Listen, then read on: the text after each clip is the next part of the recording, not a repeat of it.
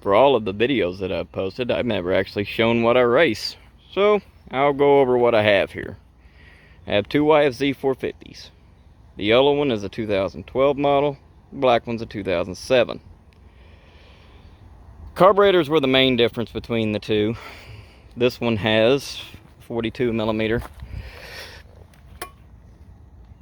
Mikuni on it,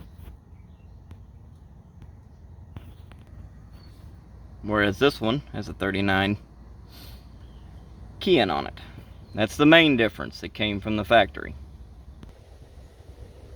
Other than the factory difference, I've changed the front shocks on this one.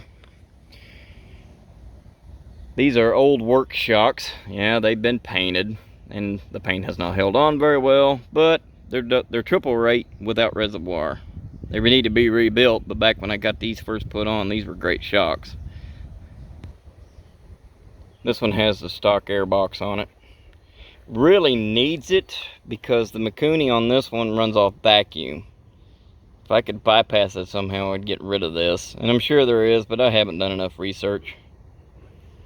So, just a regular set of Tusk Nerf bars with the stock heel guards. Nothing special there. Motor mods, none. I have nothing done to this bike other than a pipe. It's a Dasa full exhaust. Just bolts right up. I had to jet for it, of course, but that's an easy thing to do. Up 2 sizes, I believe. It's been a while since I've done it. I've had this pipe for 7 years, 8 years now. And of course I have a Dragon for design on there. Kratorix made. Aftermarket gas cap, but that's not important toward anything that makes any kind of performance. Also has a kill tether. This is in case I fall off of it during a race or playing around or whatever. If I fall off, it pulls this out and it instantly kills the engine. This one makes roughly 41, 42 horse. Maybe in the high 20s for torque. Not really sure.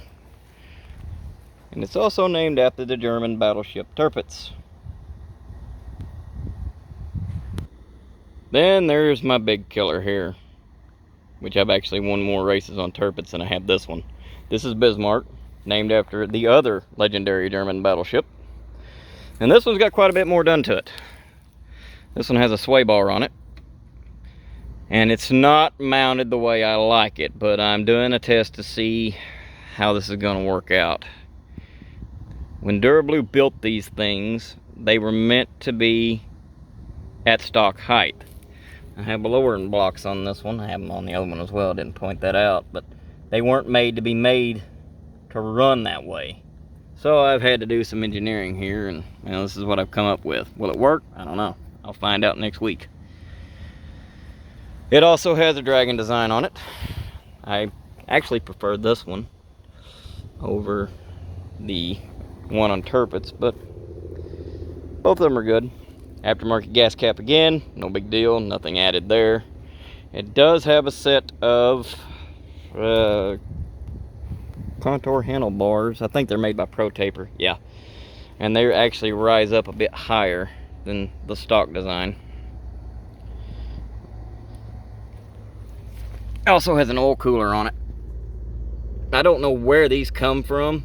This came off a quad I had a long time ago and I stuck it on here. And it just happens to match the color scheme, so even better. Let's see. What else is done to this one? Its bore is a 480. It's a 12.8 to 1 compression Weisco piston. I'd rather have a CP, but Weisco's what I ended up with. This is a cylinder work cylinder. Stage 1 YZF, the dirt bike cams are in this one. They're hot cams, but they were made for the dirt bike. And the head has been ported. I don't know who did the port job, but it makes legit power if you ask me.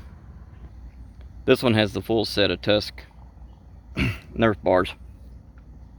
They had heel guards included. I'm about to get a set for Tirpitz at some point, but this is what they look like. I plan to get a black set for this one, but at the time I was running a different color scheme. The silver didn't look so bad. Still doesn't, but I'm going to change it at some point.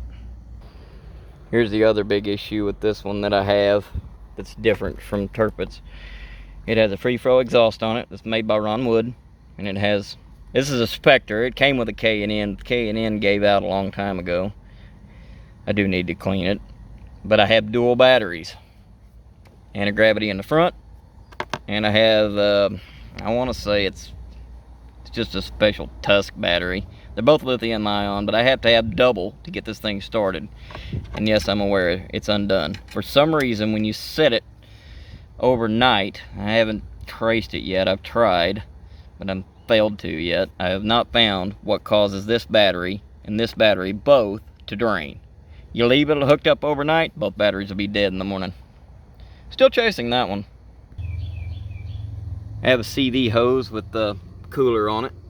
That helps keep the engine temperatures down. This big bore does make more heat than the other one does. It also has a Ron Wood Pug Exhaust. No packing.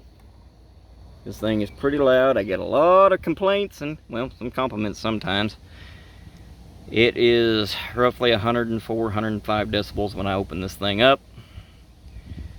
And it makes a lot of noise, and it's unrestricted, so it really let it flow well. I really want to get one for Tirpitz as well, but finding one nowadays is very difficult to do. One other thing that I forgot to mention, this one has head studs. Stock comes with bolts that just go in. These actually have bolts that you put heads on so you can put more clamping force between the head and the cylinder, so that you can hold the higher compressions that come with the quad, with the piston that would be in it. So far it's held up quite well. This one was dynoed with a different piston that was a bit lower compression and a different head on it that had a port job as well. It was roughly 49 horsepower at the time. I think it made 34.5 torque if I remember right. The port job on this one is better than what I had, higher compression, bigger bore now. So it should be making anywhere, I'd maybe say 51 to 54. It's a fair assessment, I'd say. It's a handful and it wears me out, but really like them both. They both do well. This is the one I usually run in A and B class, sometimes Pro-Am depending on who I'm against. This one is a B, C class. Both I have to hang on to, but that one there, I have to hang on to harder than that one. But anyway, I have never shown them before, and well, now I have. There you go.